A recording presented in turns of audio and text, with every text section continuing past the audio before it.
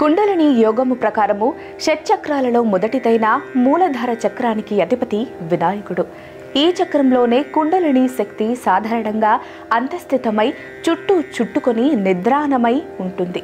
వినాయకుని రూపంలో పామును చూపడానికి మూలధార చక్రంతో ఉన్న సంబంధానికి సారూప్యం చెబుతుంటారు. కనుక వినాయకుడు అన్నింటికీ మూలాధారము. వినాయకుని తొండము ఓంకారానికి సంకేతముగా చెబుతారు. ఏనుగు తల జ్ఞానానికి యోగానికి చిహ్నము.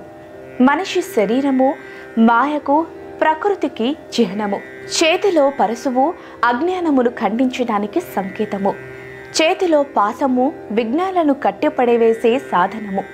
విరిగిన దంతము త్యాగానికి చిహ్నము. మాల జ్ఞాన సముపార్జన.